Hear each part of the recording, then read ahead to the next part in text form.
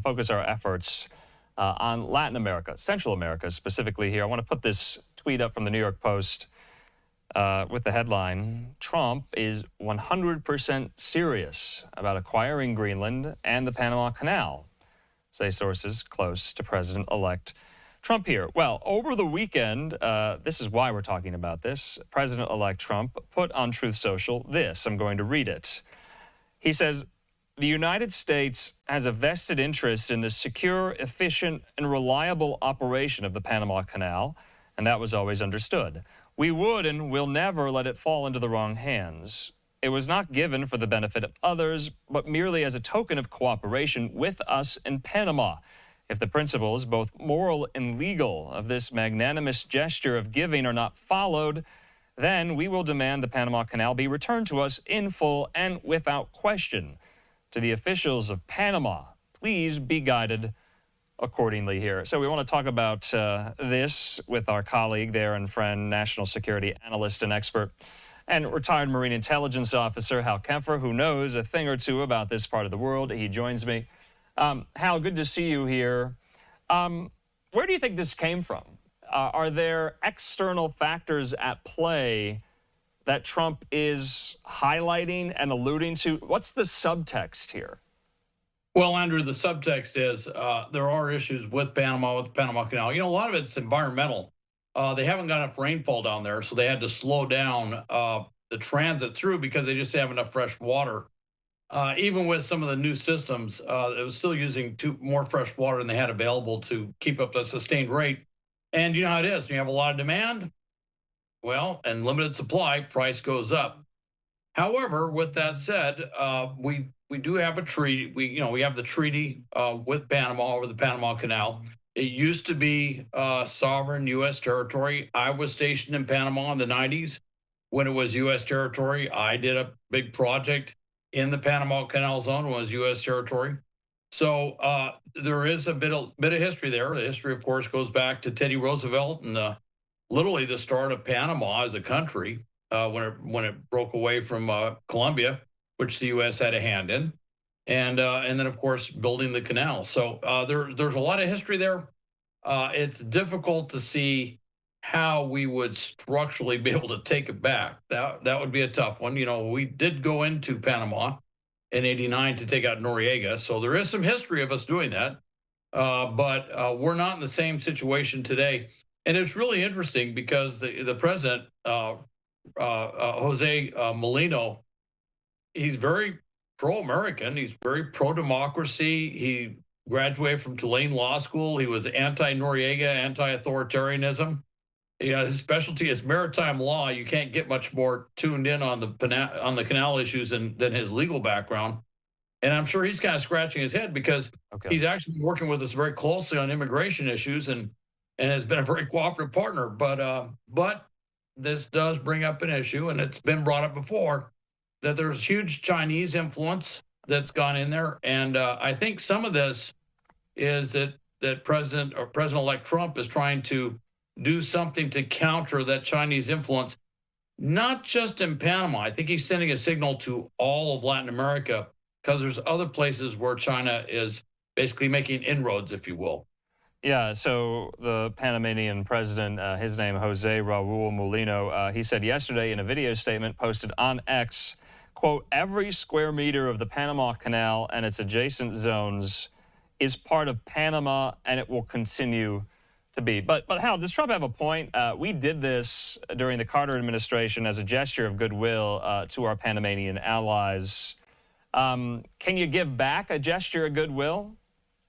You know, that's kind of it's interesting. I'm sure someone could make a legal argument that there's a failure to basically uphold the spirit of the agreement or something like that.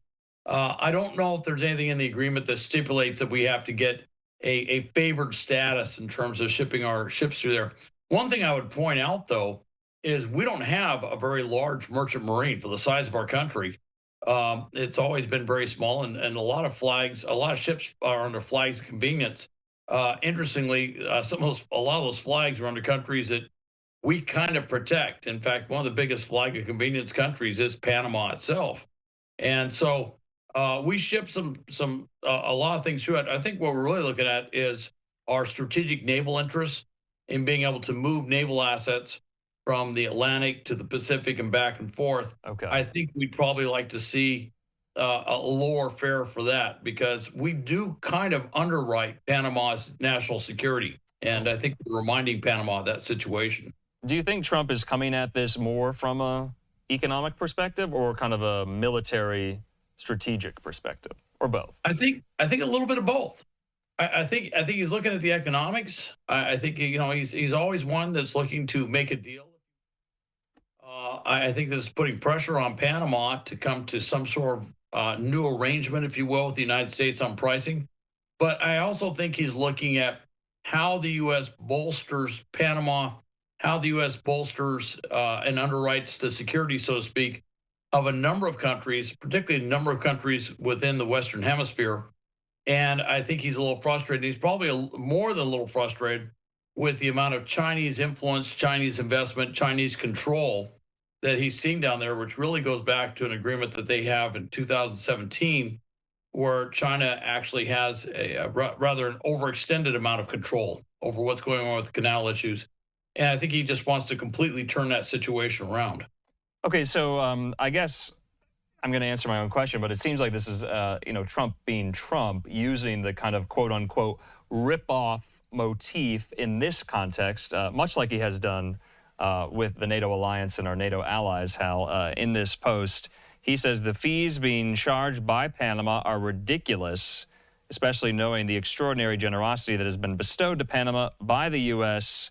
He says this complete rip-off of our country will immediately stop. He called this a foolish giveaway by then President Jimmy Carter, and he kind of went on and on there, kind of excoriating this whole arrangement, this whole setup here. How vital is the canal to the United States as it stands right now in 2024? I know we built it and then we gave it away to Panama, but how vital is it now?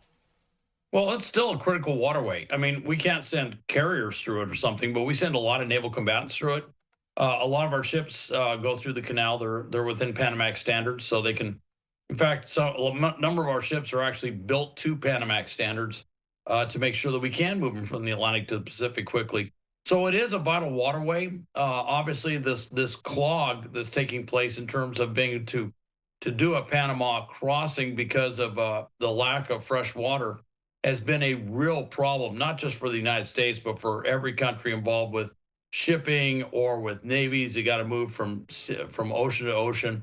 So that's been a problem. And of course, the fees are rather high, but there's a reason for that. There are some basic economics. So, but does every country pay the same fee, Hal, or does the United States get charged disproportionately?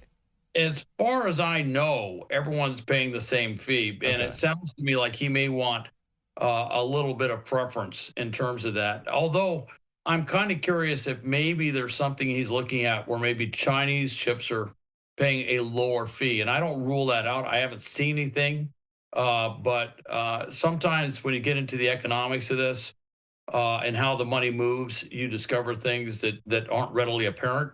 So I can't tell you I could see it, but I can't rule anything out. And certainly that has been a huge problem for literally going back, into the mid-teens, was that China was trying to get more and more influence in Panama, and that's been a frustration for the U.S. strategically, through multiple presidents, is watching this Chinese incursion. And I think what he's done is he has his own rhetorical way of kind of putting these things out, but I think what he's trying to do is turn that around and restore U.S. influence in the Western Hemisphere.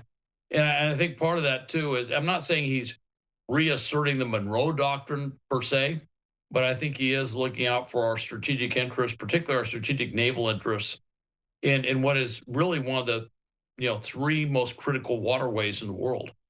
Yeah, I mean, Hal, just finally on this, do we even know what mechanism Trump could use to do it or not? I have no idea. Okay. In fact, I think President Molino tonight is looking through the treaty and talking some other, trying to figure out what exactly is he talking about. I don't remember a snack snapback clause or something in the treaty where we could go in and reassert it, and actually it would be pretty much impossible. I mean theoretically it's possible, but it'd be very difficult to pull that off. But it is fascinating to hear that, and then of course they hear it in the same breath of, and while we're at it, why don't we get Greenland at the same time? Yeah. Which I'm sure in Denmark is causing a bit of disdain, if you know what I mean. So. Hal, this is all happening at the very same time. There was a report on Friday night in the Financial Times about, some type of request by the Trump-Vance transition team for NATO allies to boost their GDP spending not to 2% of their GDP, but to 5% of their GDP as some kind of protection clause for the alliance there. The report said as much, that some of the allies were open to that, which I thought was interesting. And then we had over the weekend China responding to the latest sale by the United States to Taiwan of more military assets and material. And then this with Panama and Greenland. And so you and I talk so often about a very restive, active, conflicting world. Will this be quieter come January 20th or not? I don't know. I think it's going to be a little noisy for a while. Okay. And frankly, he's a president-elect, and he's got the bully pulpit, shall we say, and he's throwing out a lot of things that he can always pull back from. One of the things that's interesting is with the way that President Trump negotiates, is he throws these things out, and then he works back to an agreement. And there are other presidents that just don't do that. President Biden didn't do that. President Obama was famous for kind of going in with like, here's our best deal. And it really was the best deal that he could put forward. And of course, he got a little reputation where other countries would push back, and we had to pull back from our best deal. And Trump, he's what can I say? He's a businessman. Yeah. And he throws something out there a little bit, probably further than where he thinks he'll end up landing. But that's the way he does things. And 5% is a very interesting number.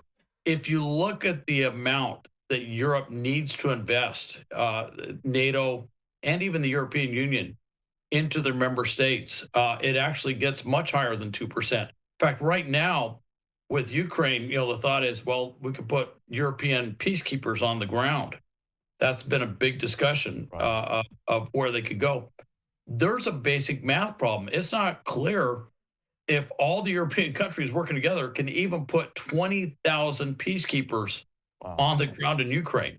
And that's how bad it is in terms of how they've underinvested in their military, not their military industrial complex, but their military per se. I see. Hal, just lastly, back to the Panama Canal. Do you have an opinion on this? Do you think it should be back under United States control? Do you think we should be stewards of the Panama Canal or no? Or are you ambivalent? Well, we had a treaty. We gave it back to them. Certainly the Panamanians feel it's sovereign territory. I can't imagine us trying to do something without ending up in a war with Panama. And Panama, if you go down there, it is really, and certainly since Noriega, we basically built their government. We basically helped build their military complex or military, which isn't a robust military. And part of that's based on the fact that the U.S. kind of, backs them up if there's ever a military crisis down there. So it would be very strange to have the United States step in and do this. But I think that Panama is going to have to make a decision, which is, they kind of got pulled in to the a lot of agreements and a lot of arrangements with China, and now they're getting pushback from the United States, and they're going to have to make a decision on which way they want to go. And if they push back against the United States, I imagine, short of military action, I imagine there's a lot of things that we could do to make it very difficult for Panama to stay that course. Okay, Hal Kempfer, we'll leave it at that. Hal, thanks so much. We'll talk soon. Okay, thank you, Andrew.